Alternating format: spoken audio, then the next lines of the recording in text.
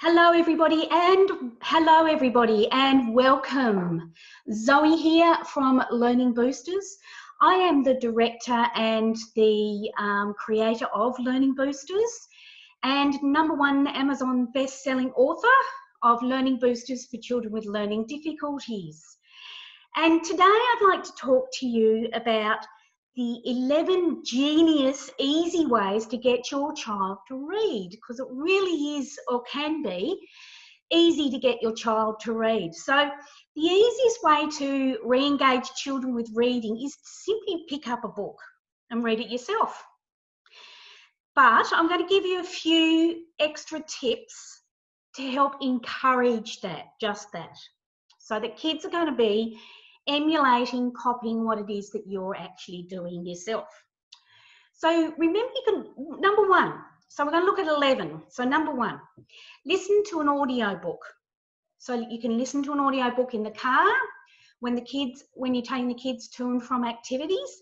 It's a really good way of starting that introduction into actual books. And there are, as we've just mentioned, different ways of doing that.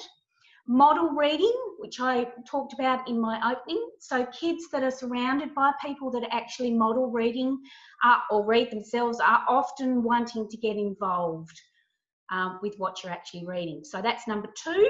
#3, with your kids, set up a really cozy, nice little spot in your house where there's beanbags. There's no TV, there's no iPad, there's no phone, there's no computer, nothing along those lines at all. Just a nice little cozy spot that's got some beanbags or some cushions. Get the kids to help you set up that area and call it your reading area. Or, as is really nice, once I had in my classrooms when I was doing classroom teaching, a little area where reading adventures would happen. So what we're doing there is we're slightly romanticising the idea of reading and how much fun and adventure it can actually be. #4, bring the books to life by relating the book to real life. So, for example, if they really like motorbikes, get a book that on motorbikes that you know they're going to be able to relate to. If they like planets, get them reading about planets, and then maybe you might watch a documentary. So, for instance, we've got the French bicycle competition about to happen in France. If they like cycling, get them a book on cycling and then watch some of that Tour de France happening. That's going to be happening soon. So yeah, brings books to life and make them relevant as well. #5, draw a picture about what they read. Now, most kids love drawing or colouring in.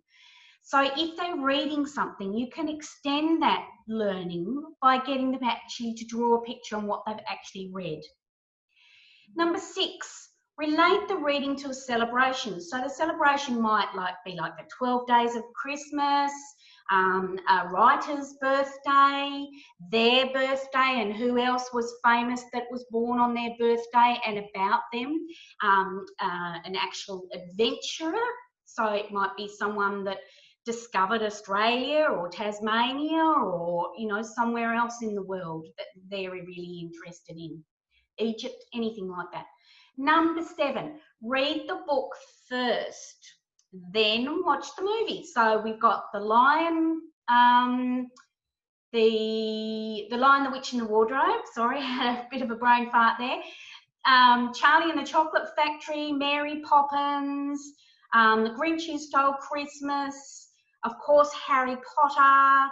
Some of the Marvel movies, you could start them off with a comic. So if they're not into lots of reading of lots of words and they actually like comics and they like books with lots of pictures as well, you could start them off with some comics. That's still reading. And then watch the Marvel movie. So you might find a comic on Captain America, let's say, and you read the comic and then you watch the movie.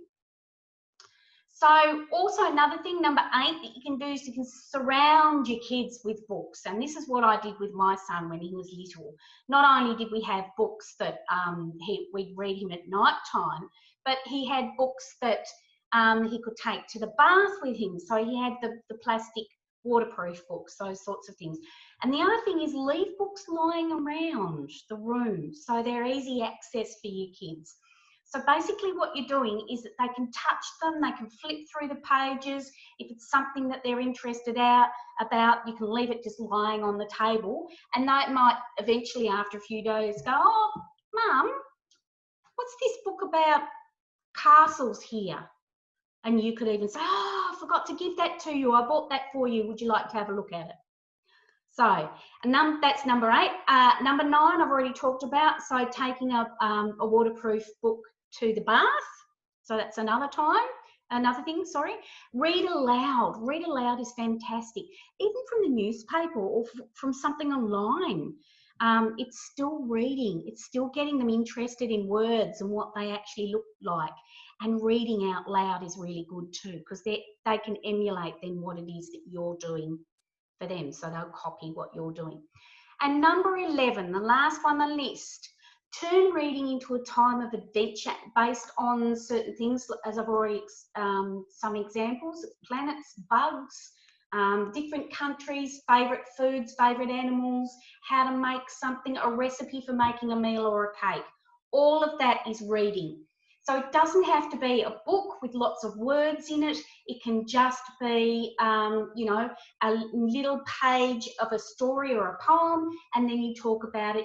You get them to read it to you, and then they read it.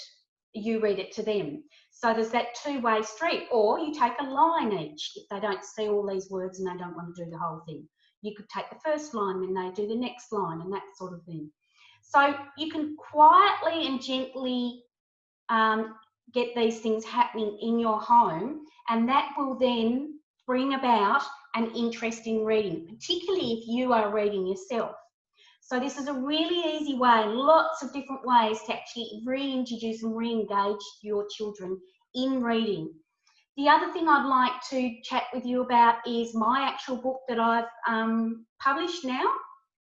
It's called Lost in Australia, and it takes kids on a journey around Australia. So each chapter is a new state or territory, and it's based on a trip around Australia, but it's for grade 3 to about grade 7. It has finder words, a crossword, it's got a map in the middle and a page of each flag for the state or the territory. So if that's a book you'd like to start your child off with, really easy reading, and it's a bit of an adventure, it's a way of re-engaging your child, then please go to my website www.learningboosters.com, and under the shop there you'll find an area which talks about my Lost in Australia book. Also, if I can help at all, help you to re-engage your child with reading or with their maths, please also go onto my website and fill out the contact page. I actually give you half an hour of my time free so we can see what your child's learning needs are and how I can help. I really hope that these 11 ideas on getting your child re-engaged with reading has helped today, and please contact me. I'm here to help. So I'll see you next Wisdom Wednesday, which will be October, so we're nearing the end of the year. Have a great month, and I will see you then.